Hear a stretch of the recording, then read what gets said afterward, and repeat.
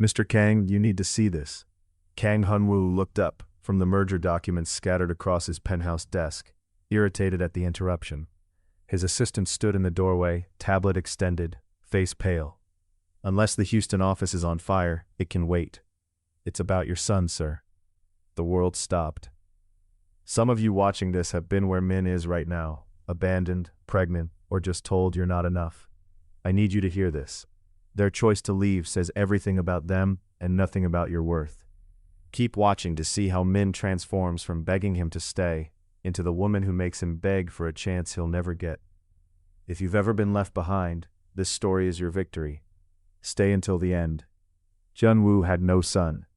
He'd made sure of that 10 years ago when he'd handed Minji Wu a check for $50,000 and walked out of her life forever. When he'd chosen a VP promotion over fatherhood. When he'd abandoned a pregnant woman because his father told him dynasty required sacrifice. He had no son. What the hell are you talking about? His assistant pressed play. The news broadcast filled the screen.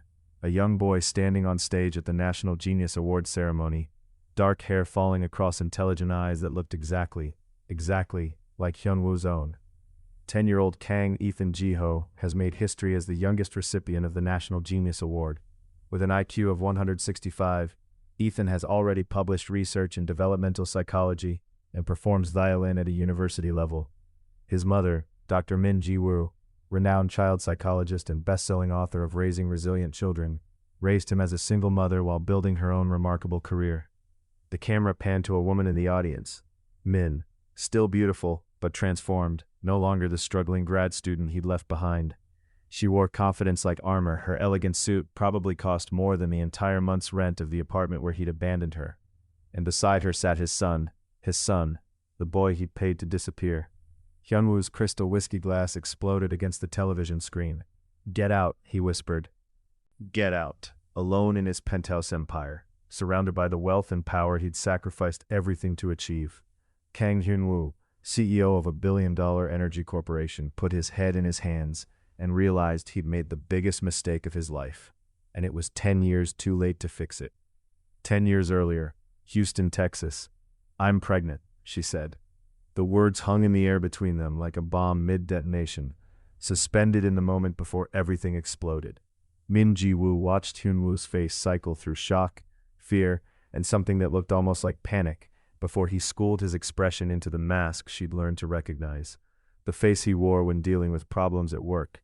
Cold, analytical, distant. They sat at Mozart's coffee roasters on Lake Austin, surrounded by happy couples and oblivious tourists. The outdoor deck overlooked paddleboarders gliding across the water, utterly unaware that Min's entire world was crumbling with every second of silence that stretched between them. "Say something," she whispered, hating how small her voice sounded. "Please." Hun Wu's hands were flat on the table, perfectly still, the control he'd learned from his father. When he finally spoke, his voice was careful, measured, like he was negotiating a business deal instead of discussing their child. "How far along?" 6 weeks. I took 3 tests. They're all positive." She reached into her purse with shaking hands, sliding the pregnancy tests across the worn wood table. "I have a doctor's appointment scheduled for next week." He stared at the tests like they were evidence in a trial. Maybe they were. "We were careful," he said quietly. "San Antonio." Her cheeks flushed at the memory, that perfect weekend 2 months ago, when they'd driven down for the river walk, when he'd looked at her like she was the only woman in the world, when they'd stayed in bed at Hotel Emma, and he'd whispered he wanted forever with her. We got caught up. Something flickered in his eyes. Memory, regret, maybe both.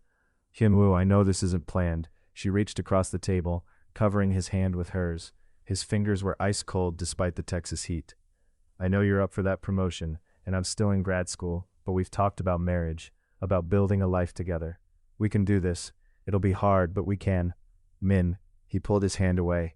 That small gesture, the withdrawal of his touch, sent ice flooding through her veins. "I need time to think," he said, standing abruptly. "I have a meeting with my father in an hour. We'll talk about this later." "Later?" "Hun Wu, this isn't a business problem you can schedule around. I said I need time." His voice cracked through the coffee shop, drawing stares. He closed his eyes, visibly composing himself. When he opened them again, the man she loved was gone, replaced by the chaebol heir she sometimes forgot he was. "I'm sorry. Give me a few days, please." He walked away without kissing her goodbye. Min sat alone at their table, one hand unconsciously moving to her still flat stomach, watching the man she loved disappear into the parking lot. She didn't know it yet, but she'd never see that man again. At Kang Energy Corporation's executive headquarters, Hun Wu stands on the brink of everything he has worked for. His father, Kang Dae-jung, the ruthless CEO who built the company into a global empire, offers him the role of vice president of operations, the youngest in company history. The board has already approved it. His destiny, as his father calls it, is within reach. But Hun Wu carries a secret into that office. Min, the woman he loves, is pregnant. The revelation is met with cold precision. Dae-jung does not rage immediately. He dissects. He recounts his own past, how choosing love and family once cost him 7 crucial years of advancement, years spent watching lesser men surpass him. He insists he is not cruel, only realistic. Power, he argues, demands sacrifice. Timing matters. A child now would destroy Hun Wu's future, just as it once delayed his own. Hun Wu tries to defend Min and their unborn child, but his father reframes the issue as destiny versus distraction. He offers a solution stripped of emotion: money, a trust fund, and a clean break. No promises, no presents. Better abandonment now than resentment later. The ultimatum is absolute. Hun Wu has until Monday morning to sign the contract. If he hesitates, the position will go to another man. Torn between ambition and love, Hun Wu leaves the office carrying both the contract and the poison his father planted in his mind. By the time he reaches his car, the choice is already made. Unable to face Min or witness the devastation himself, Hun Wu sends his lawyer instead. The message is transactional and final: a cashier's check for $50,000 and legal documents relinquishing all parental rights. He tells himself it is mercy. In truth, it is cowardice. Min's world collapses the moment she opens the envelope on her kitchen table. Inside is $50,000 and a legal waiver severing Kang Hun Wu from her life and their unborn child. No note, no apology, just money and erasure. For 3 days she had waited for him to call, to come back, to choose them. Instead, he sent a lawyer. The check feels like an insult, hush money meant to make her disappear. Her small Montrose apartment suddenly feels unbearable, a fragile life built on promises that were never real. When she confronts Hun Wu by text, he responds with chilling finality. He has accepted the vice president position. He has no time to be a father. She should sign the waiver and move on. His ambition outweighs their 3 years together, their child, and her dignity. Something inside Min breaks. Yet beneath the heartbreak, something else forms: resolve. To everyone watching who's ever had to swallow their pride and accept help from someone who hurt you, you're not weak. You're surviving, and survival is the first step to victory. Keep watching, because in 7 years, Min won't just survive. She'll thrive in ways that will haunt Hun Wu for the rest of his life. You don't want to miss the moment he finally sees what he threw away. Back to the story. She tears up the waiver but keeps the check, not out of pride or forgiveness, but necessity. Pride doesn't pay hospital bills. She chooses the baby, even as the path ahead terrifies her. 6 months later, Min is 7 months pregnant, juggling 2 exhausting jobs after dropping out of her doctorate. Her body aches, her finances are precarious, and motherhood looks nothing like the future she imagined.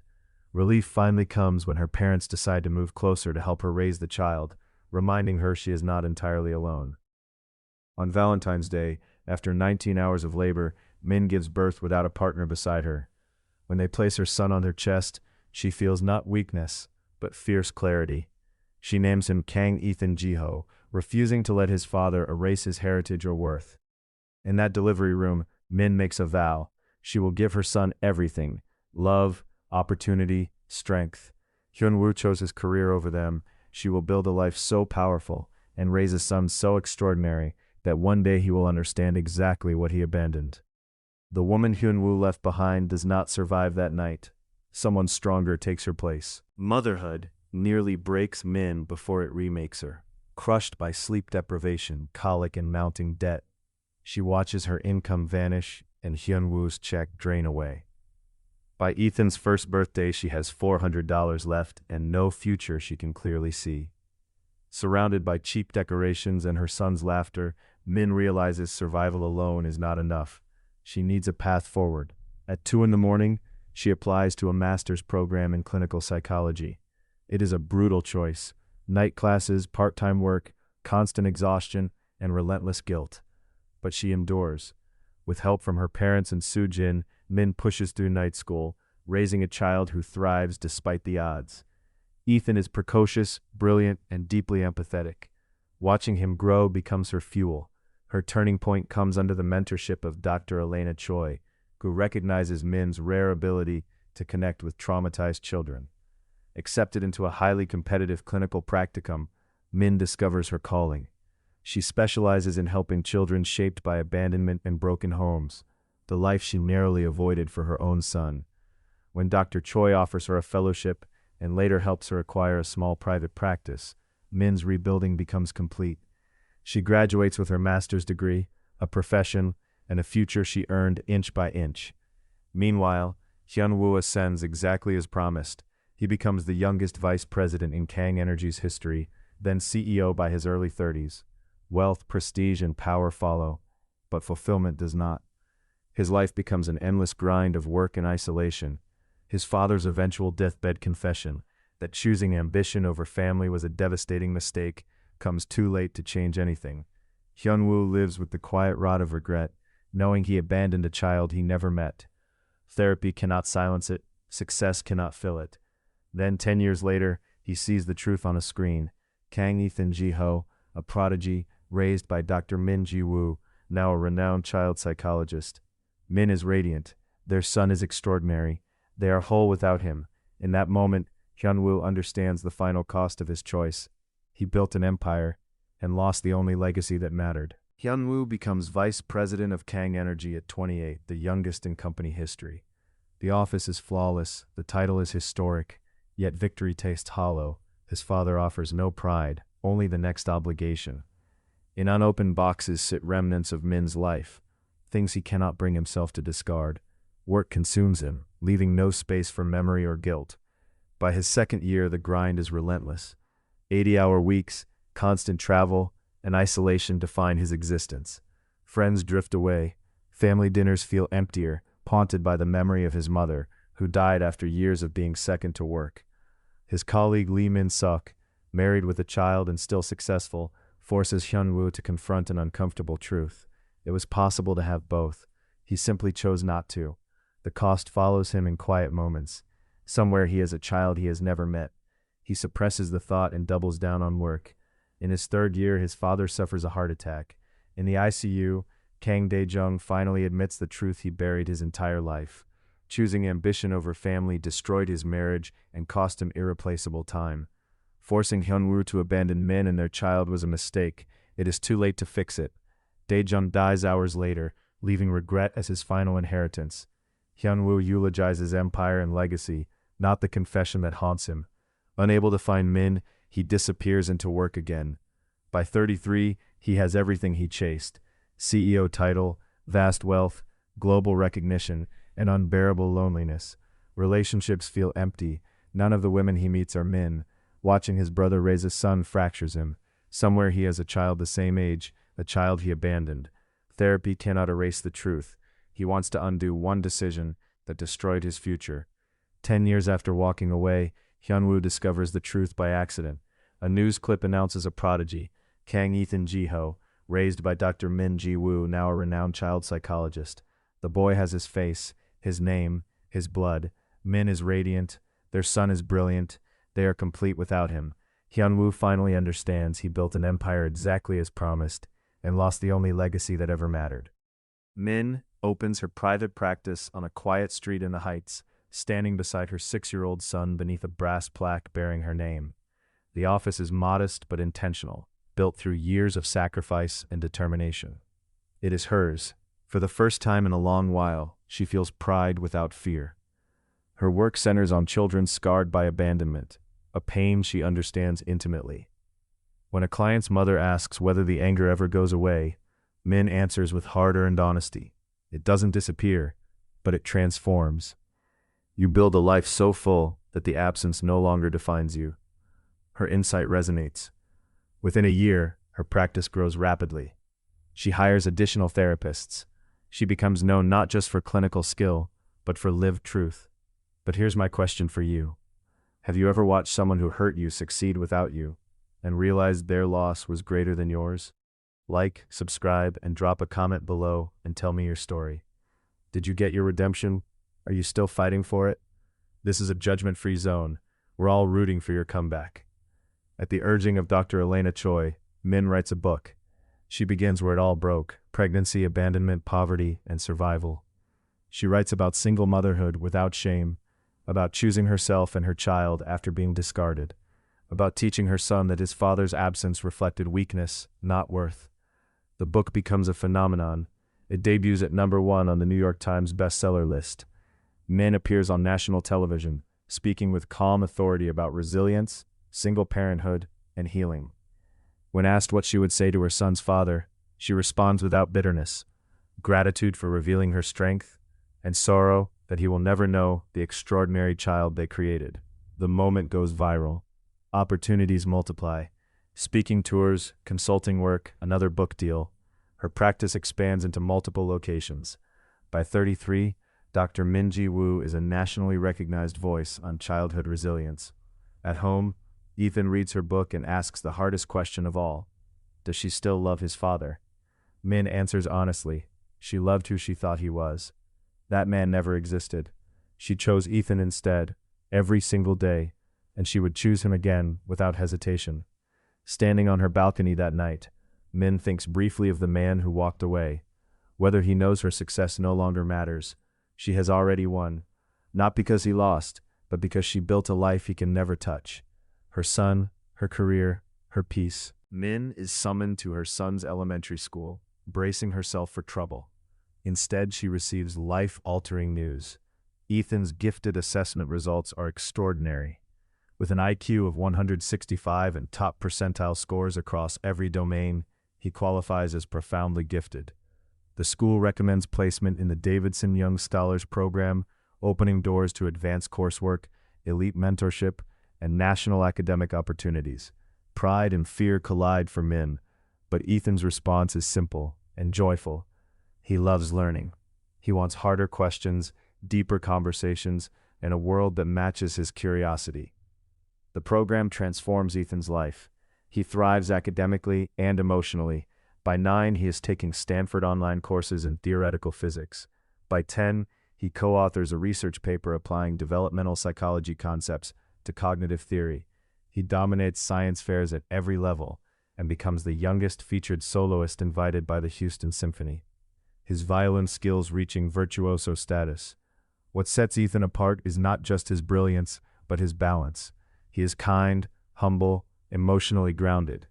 When asked how she raised such an exceptional child, Min explains she never pressured him, never projected her disappointments onto him, and never allowed his father's absence to define his worth.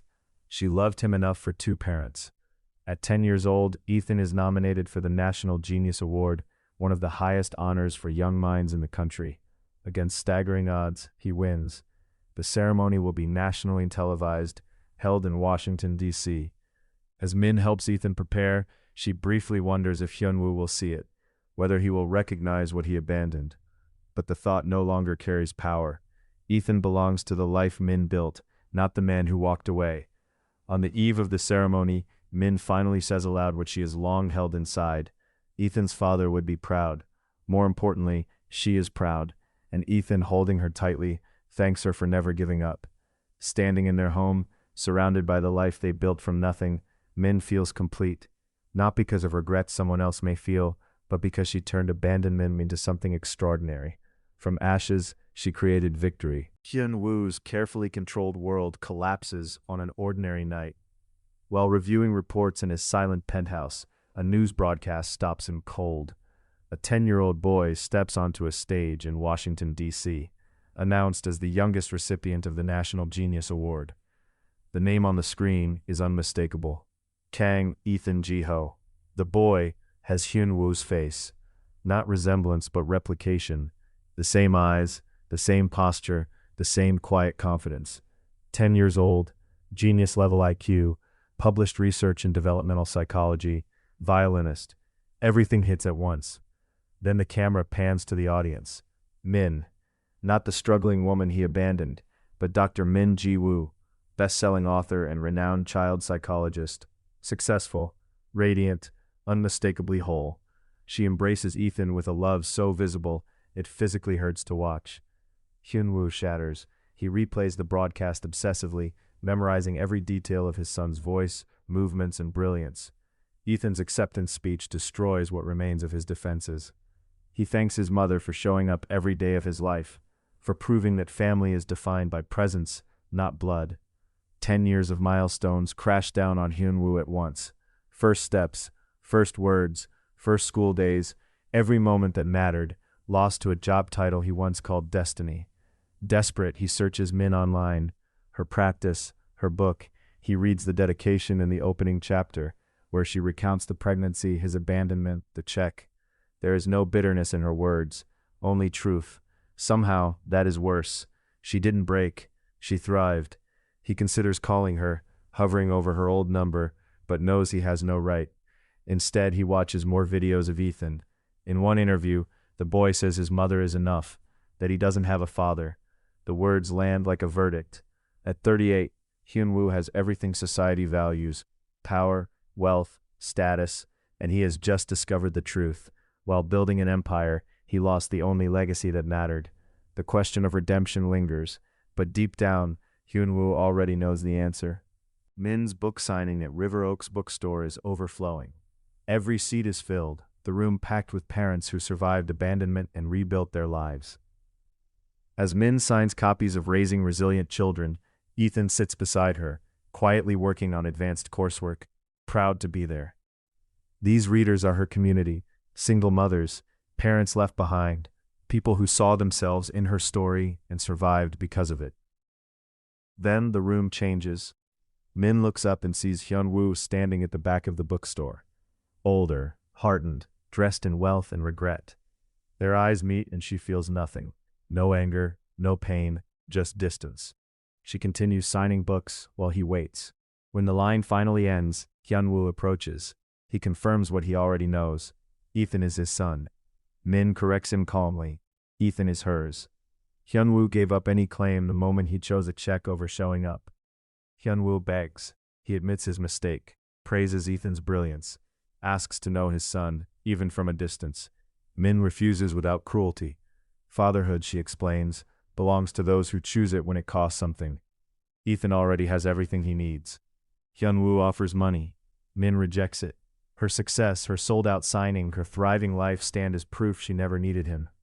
She reminds him that everything she became happened despite him, not because of him.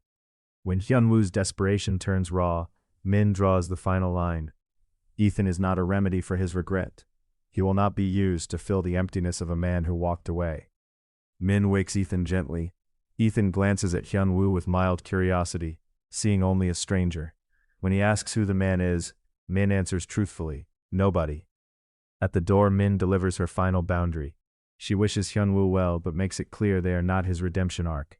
He does not get to enter their lives now that regret has caught up to him. She leaves with Ethan, hand in hand. Hun Wu remains alone in the empty bookstore, surrounded by books about resilience and abandoned children, watching his son walk out of his life for the second and final time. Hun Wu attends Ethan's Houston Symphony Youth Concert, in secret, hiding in the back row under a fake name. At 11 years old, Ethan is the featured violinist, performing Mendelssohn with a full orchestra. Watching his son walk onto the stage, Hun Wu is overwhelmed by how much he looks like him, and how much warmth and kindness he clearly inherited from Min. The performance is flawless, but what breaks Hun Wu is the emotion behind it. Ethan plays with depth, storytelling, and joy, surrounded by an orchestra and supported by a family that does not include him. Min sits proudly in the audience beside her parents and Sujin, a complete unit built without Hun Wu. When the applause ends, Hun Wu realizes the truth fully. He didn't just miss Ethan's childhood, he will miss all of it, forever. As Min notices him in the theater, she gives a quiet, resolute signal for him to leave. He obeys. Alone, he finally breaks down, mourning the life he chose not to have. Later, Ethan mentions seeing a sad man in the audience and wonders if his father would be proud. Min reassures him gently that his worth does not depend on a man who chose absence. Ethan makes it clear, he doesn't need a father. He has enough family, enough love. Min stands on her balcony that night, reflecting briefly on Hun Wu before letting the thought go. His regret is no longer hers to carry. She has peace. Hun Wu returns to his penthouse, surrounded by wealth and silence. He replays videos of Ethan, collecting fragments of a life he will never be part of. He knows everything about his son from a distance, and nothing that truly matters. Therapy cannot undo his choice. Success cannot replace what he abandoned. At 39, Hun Wu has achieved everything he was promised: power, status, a dynasty. But he learns the truth too late. The most important empire is the one built at home. Min chose her son. Ethan grew up whole and loved. Hun Wu chose his career. Only one of them won. Some betrayals don't get redemption arcs. Some consequences are permanent. So here's my question for everyone who stayed until the end. Did Min make the right choice by refusing to let Hun Wu into Ethan's life? Or did Ethan deserve to know his father, even if that father was 10 years too late? Drop your thoughts in the comments. I genuinely want to know what you think. This community is about real conversations, and I read every single comment. If this story satisfied you, if you felt that justice was served, smash that like button. Because every like tells me you want more stories where the people who got abandoned win, where karma is real, where consequences actually matter.